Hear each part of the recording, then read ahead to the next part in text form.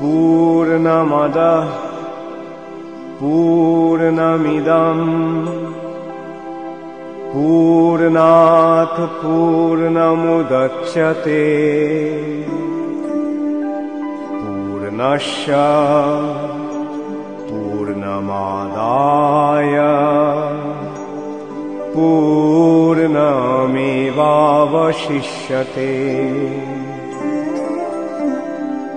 ईशावास्यमिदं सर्वं यत्किञ्च जगत्यां जगत् तेन तक्तेन भुञ्जिथा मा गृधः कश्वश्विद्धनम्।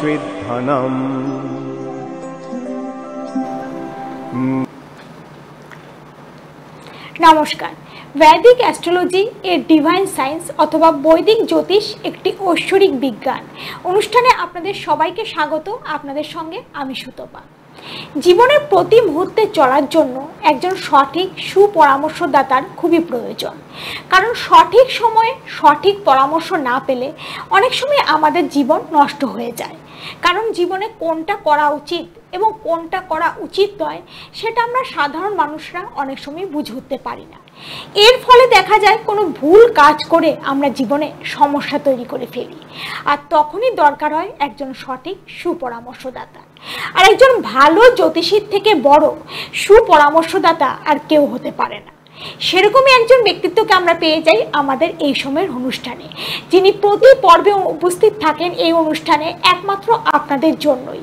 তার কাছ থেকে যে পরামর্শ পাওয়া যায় সেই পরামর্শ অনুসরণ করলে আপনারা জীবনে অনেক বাধা বিঘ্ন কাটিয়ে জীবনের একটা সঠিক পথে এগিয়ে যেতে পারেন।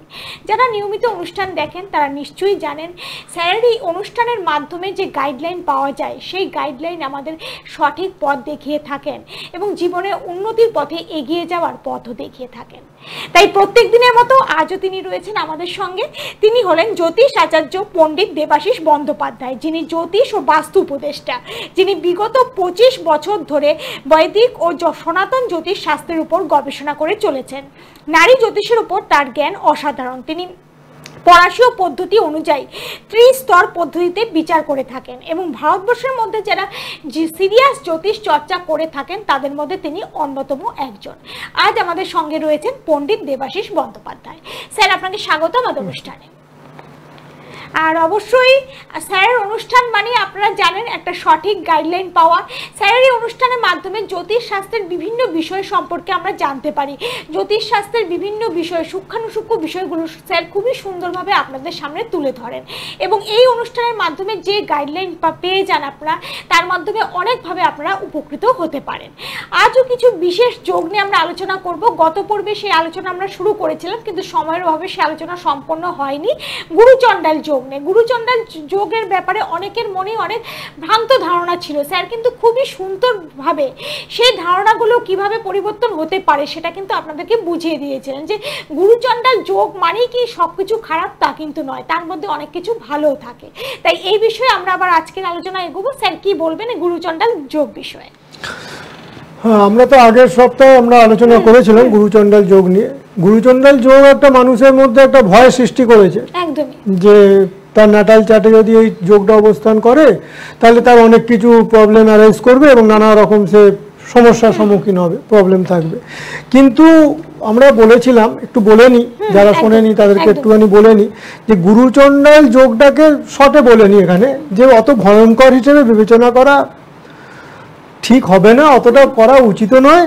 জেনারেল একটা যোগ, যেমন একটা গ্রহের সঙ্গে একটা গ্রহ বসলে যেরমভাবে বিচার করা হয় সেরমভাবেই বিচার করা হোক, এবং সেরমভাবে বিচার করলেই আমার মনে হয় বেশিরভাগ ক্ষেত্রেই বিচার অ্যাকুরেট হবে এবং অত কিছু ওই যোগটাকে নিয়ে ভয় পাওয়ার দরকার নেই গুরুচণ্ডাল যোগ নিয়ে। এবং গুরুচণ্ডাল যোগ কেন হয়েছিল, কিভাবে হয়, সব আমরা আলোচনা করেছি, আর ওগুলো নিয়ে আমরা আলোচনা করতে চাইছি না। কিন্তু আমরা এটা একটুখানি বলে নিই যে সত্য জাতকে কি বলেছিল গুরুচণ্ডাল যোগের ব্যাপারে, যে রাহু কেতু তাদের সঙ্গে সংযুক্ত গ্রহগুলির বা তাদের দৃষ্টির ওপর রেজাল্ট বা ফলাফল দেয়। তাহলে কি বললো, রাহু এবং কেতু তাদের সঙ্গে যে গ্রহগুলো যুক্ত হবে বা যেগুলো দৃষ্টি দেবে তাদের যে রেজাল্ট যেরকমভাবে গ্রহগুলো হবে তার মতোই সে ফলাফল দেবে। হ্যাঁ, এবং রাহু কেতু রাশিকর্তা, রাহু কেতু যেখানে বসছে সেটা তো একটা রাশি হবে, তা সেই রাশি হলে সেই রাশির একটা কর্তা বা ওনার থাকবে, মালিক থাকবে, সেই মালিকের অবস্থান অনুযায়ীও রাশিকর্তা জাতচক্রে ফল এবং নবাংশ চক্রে কোথাও অবস্থান করছে তার উপর ফল প্রদান করবে।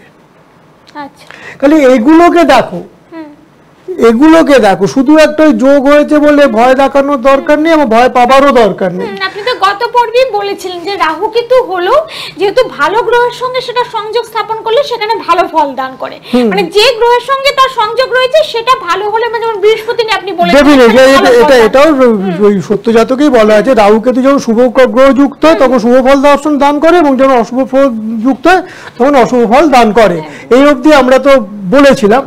এবার আমরা সর্বার্থ চিন্তামণি বলে একটা গ্রন্থ আছে, সেখানে কি বলছে যে শুক্র বৃহস্পতি শনি হচ্ছে বন্ধু।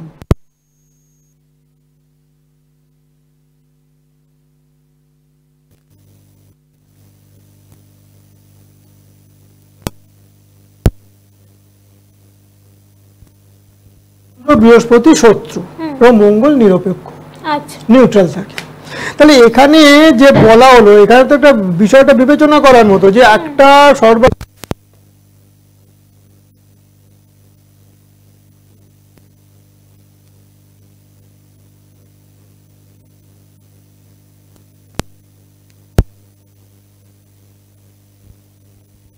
মতো জায়গা আছে, এটা নিয়ে চিন্তা ভাবনা করা উচিত। এবং রাহু কেন শুক্রের সঙ্গে চণ্ডাল যোগ করছে না? শুক্র তো একটা গুরু, হ্যাঁ, আমারও এটা মনে হয় যে অসুরদের গুরু বলে বোধহয় শুক্রকে বোধহয় সেরকম ভাবে মানে করা যাচ্ছে না, মানে সেরকম ভাবে ধরা হচ্ছে না। তাহলে এখানে আমরা একটা চার্ট দেখি, 1 নম্বর চার্ট, একটা এক্সাম্পল 1 যেটা আমরা দেখব, সেই চার্টের মাধ্যমে দেখতে পাওয়া যাবে যে এই চার্টে দেখুন রাহু বৃহস্পতি যুক্ত হয়ে এখানে গুরুচণ্ডাল যোগটা তৈরি করেছে। এই যোগটা কোথায় হয়েছে? এই যে চারটার, এটার লগ্নটা হচ্ছে কোথায় না মীন লগ্ন, এবং তার নবম ঘর কোনটা সেটা হচ্ছে বৃশ্চিক। চার্টে দেখুন 1-2 করে লেখা আছে। নবম ঘর যে জায়গাটায় লেখা আছে 9 বলে, সেই জায়গাটায় দেখুন রাহু এবং বৃহস্পতি এখানে একটা যোগ তৈরি করেছে যেটাকে বলা হচ্ছে গুরুচণ্ডাল যোগ। তাহলে আমরা এটাকে অ্যানালিসিস করে দেখব যে কথাগুলো আমরা বললাম, যেখানে অবস্থান করে বা যে রাশি ওনার বা নবাংশের অবস্থান হ্যান এগুলো যেগুলো বললাম সেগুলো কতখানি এই চারটার সঙ্গে মিলছে সেটা আমরা অ্যানালিসিস করলেই বুঝতে পারবো। তা এখানে নবম ঘরে তাহলে এই যোগটা তৈরি হয়েছে এবং রাহু এখানে 9 লর্ড এবং বৃহস্পতি, 9 লর্ড মানে কি নবম ঘরের যে অধিপতি লর্ড বা মালিক, এবং বৃহস্পতি এই দুজনের হিসেবে তাহলে কাজ করবে। এবং বৃহস্পতি এখানে কি না দশমপতি, দশম ঘরের মালিক বৃহস্পতি, ধনু রাশি যেটা, ধনু রাশির মালিককে বৃহস্পতি, এবং লগ্নপতি লগ্নকে না মীন তারও অধিপতিকে বৃহস্পতি। তাহলে এখানে বৃহস্পতি এখানে নবমপতি লগ্নপতি এবং দশমপতি। রাহু ও বৃহস্পতির সংযোগে তার মানে 9th এবং 10th লর্ডের সংযোগ হয়েছে, 9th এবং 10 লর্ডের এখানে সংযোগ হয়েছে। কি এই 9th এবং 10 লর্ড নবম এবং দশম কেন্দ্র এবং কোণ, এই কেন্দ্র আর কোণের সংযোগ হলে কি তৈরি হয়? রাজযোগ তৈরি হয়। তাহলে এটা একটা রাজযোগ তৈরি হয়েছে, এটা একটা চমৎকার রাজযোগ তৈরি হয়েছে, এবং কোনো ত্রিক বা ত্রিশদায় প্রতি এখানে কোনো কিছুভাবে তাদের নষ্ট করেনি এই রাজযোগটাকে। তা রাজযোগটা ভালো আছে। এবং নবাংশ চাটে দেখুন রাহু কোথায় আছে, নবাংশ চাটে রাহু আছে তুলা রাশিতে অবস্থান করছে, এবং এই রাশির অধিপতিকে না, এই রাশির অধিপতি হচ্ছে শুক্র। এখানে তাহলে শুক্র রাহু তাহলে কার মতো আচরণ করবে? শুক্রের মতো আচরণ করবে। আমরা একটু আগেই এগুলো নিয়ে আলোচনা করলাম যে যেখানে সেখানে সেরকম ভাবে আচরণ করবে, তাহলে ও শুক্রের মতো আচরণ করবে। এবং তুলা রাশি এখানে কত নম্বর ঘর? ন্যাটাল চার্টে তুলা রাশি দেখুন 8 নম্বর ঘর, 8th হাউস। 8th হাউস থেকে কি ভাবা হয়, কি কি ফল করা হয়? নিধন স্থান বলা হয়, মৃত্যু স্থান, নিধন স্থান, ছিদ্র স্থান, বা এগুলো একটা খারাপ বা দুস্থান বলা যেতে পারে। বলা যেতে পারে না, এটা একটা দুস্থান। কাজেই এখানে তাহলে রাহু চূড়ান্ত ফলাফলটা তাহলে কার ওপর দেবে? নবাংশের যে অবস্থান করছে, নবাংশে যেটা আমরা আগেই বলেছি, তার উপর নির্ভর করে এই ফলটা দেবে। তাহলে এবার আমরা চার্টের যে চার্ট আমরা দেখি, এই চার্টটা হেনরিক লুটপিওট বলে একজন হিমলার, লুটপিওট হিমলার, ইনি একজন হচ্ছেন কে না 1925 সালে ইনি নাৎসি পার্টিতে যোগ দিয়েছিলেন। এবং একজন সিনিয়র নেতা হয়েছিলেন।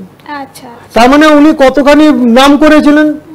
এবং 34-এ যখন গেস্টাপোর পৌর প্রধান হয়েছিলেন উনি 1934 সালে, মানে তার মানে কি কতখানি ওর পোস্ট বেড়েছিল, তার মানে সে উন্নতি করেছিল, কতখানি উন্নতি হয়েছিল তার।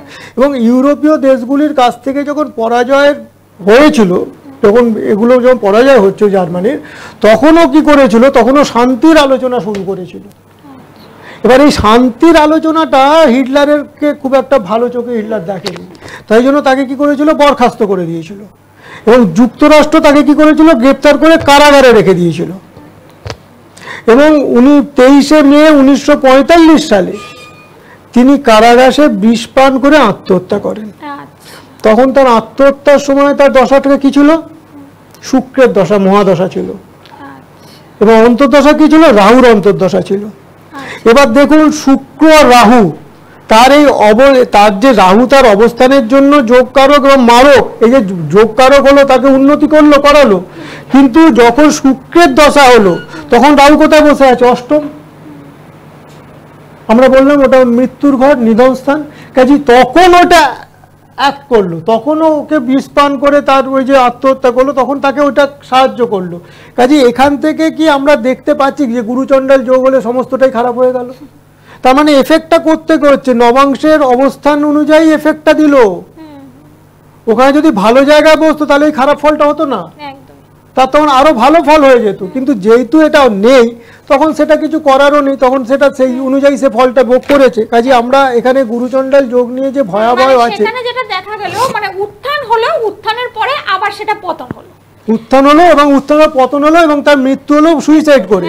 এবং এই যে জিনিসটা হলো, এই জিনিসটার জন্য কি মানে কি বলবো, এই জিনিসটার জন্য কি গুরুচণ্ডাল যোগী পুরো দায়ী না, রাহুর অবস্থান। নবাংশে ওই যে সে শুক্রের ঘরে অষ্টম স্থানে অবস্থান করছে এবং শুক্রের দশা চলেছে, অষ্টমপতির দশা চলেছে। কাজে সেখান থেকে তার অষ্টম মানে কি মৃত্যু, ওখান থেকে মৃত্যুর চিন্তা করতে বলা হয়েছে, পরাশর বলছে। কাজে ওই ঘরটা নিধন স্থান, দুস্থান। কাজে সেই ঘর অনুযায়ী তো ফল পাবে। এখানে তো তার মানে যোগদার কোনো ব্যাপার নয়, ওখানে রাজ্য ক্রিয়েট করেছিল। এই যে সুইসাইড করলেন উনি, তো এটা কি মানে এই যে সুইসাইড বা অনেকে আত্মহত্যা করে থাকেন, তো সেটাও কি মানে ভাগ্যে থাকলেই হয় না, কোনো যোগ ক্রিয়েট হওয়ার পর সেটা হয়?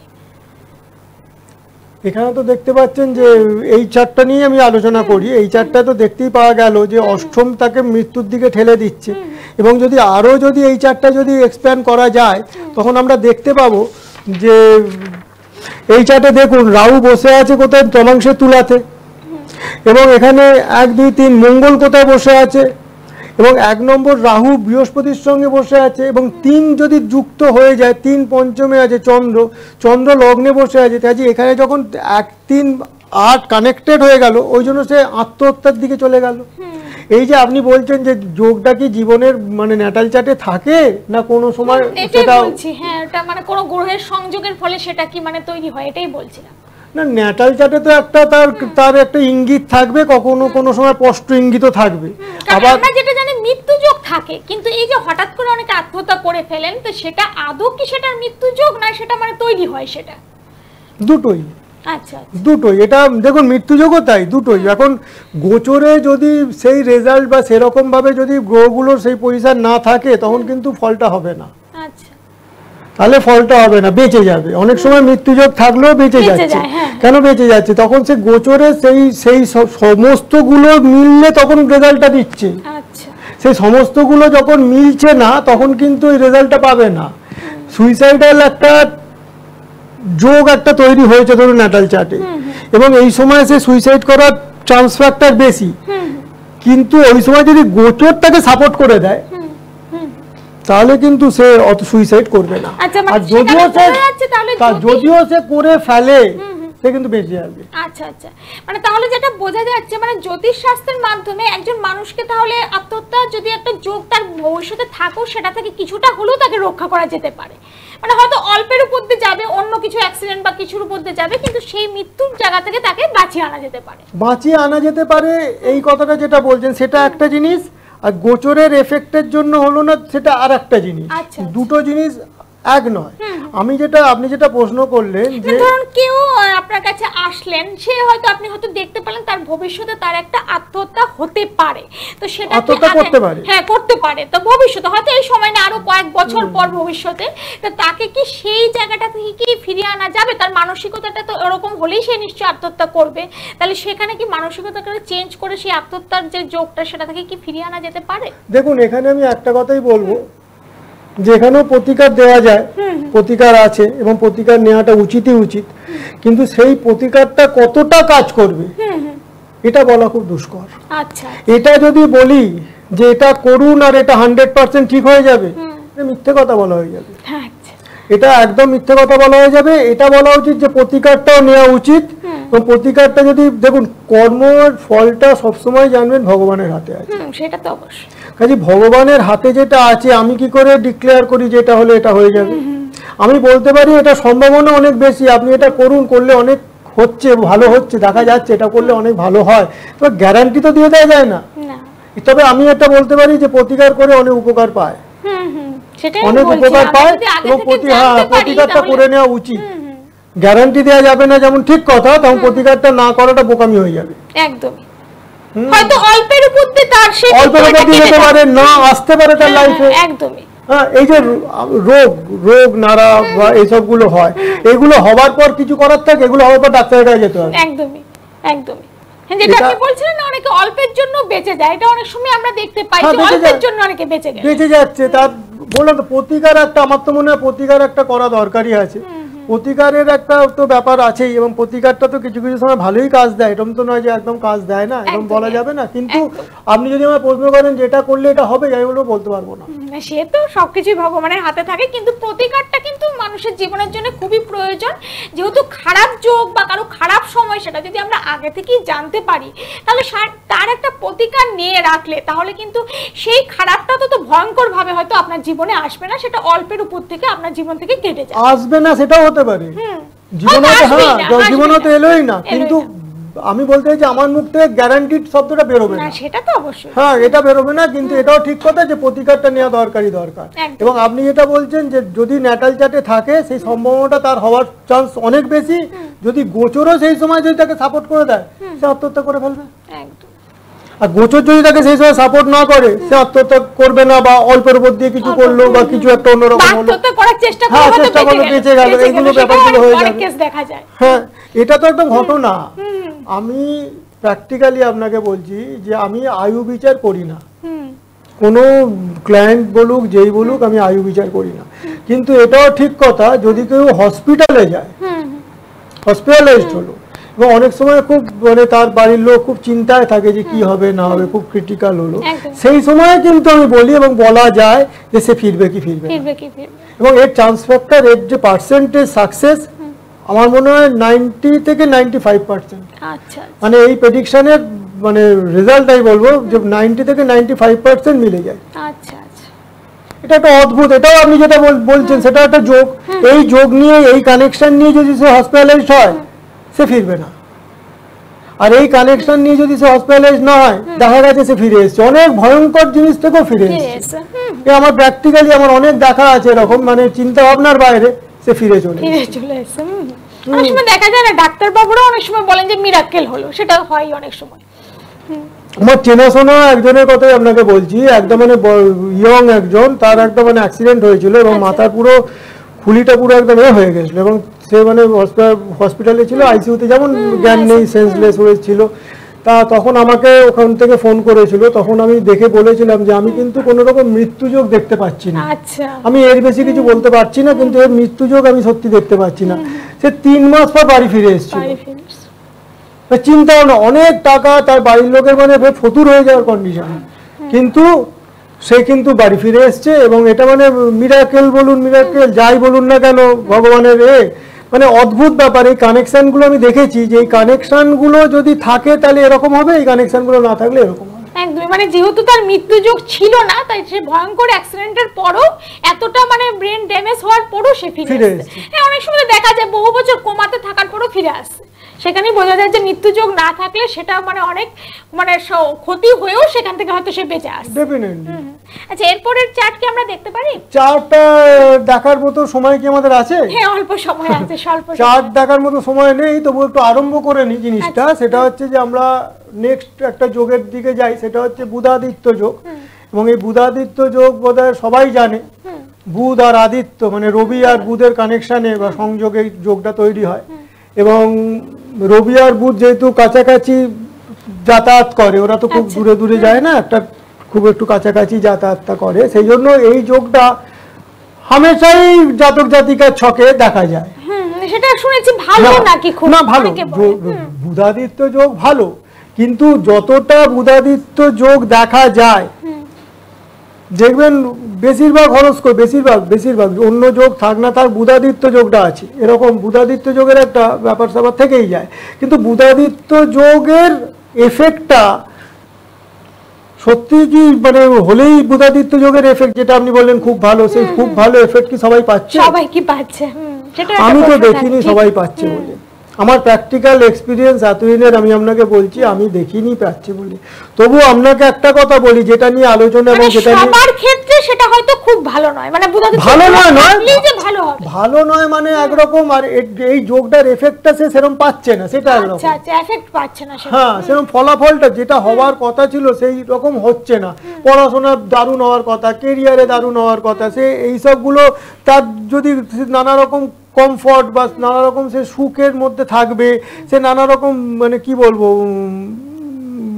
রিচ হবে, ধনী হবে, এই সবগুলো কি সবাই হচ্ছে? যাদের যাদের বুধাদিত্য যোগ যাদের যাদের ছকেতে আছে সবাই হচ্ছে না। কিন্তু তার মধ্যে আমি দেখেছি যে যেখানে বুধাদিত্য যোগটা খুব একটা ভালো হওয়ার কথা নয়, 6, 8, 12, 6 নম্বর ঘর, 8 নম্বর ঘর এবং দ্বাদশ ঘর, এই 3টে ঘরকে বলা হচ্ছে দুস্থান। সব থেকে বাজে ঘর হচ্ছে 3টে ঘর। এই 3টে ঘরেতেই কিন্তু বুধাদিত্য যোগের এফেক্টটা বেশি হয়। এবং আমি একটা জিনিস লক্ষ্য করেছি, এই বুধাদিত্য যোগ যদি মানে ধরুন 100 জনের বুধাদিত্য যোগ আছে, এই 100 জনের বুধাদিত্য, এটা জাস্ট একটা উদাহরণ দিচ্ছি, এটাকে একদম ধরে নেওয়ার দরকার নেই, মানে জাস্ট একটা কথা প্রসঙ্গে আলোচনার মাধ্যমে বলছি যে 100 জনের ধরুন বুধাদিত্য যোগ আছে। এই 100 জনের বুধাদিত্য যোগের মধ্যে ধরুন 20 জনের আছে 6, 8, 12 কানেকশনে, 6, 8, 12 ঘরেতে বুধাদিত্য যোগ আছে 20 জনের।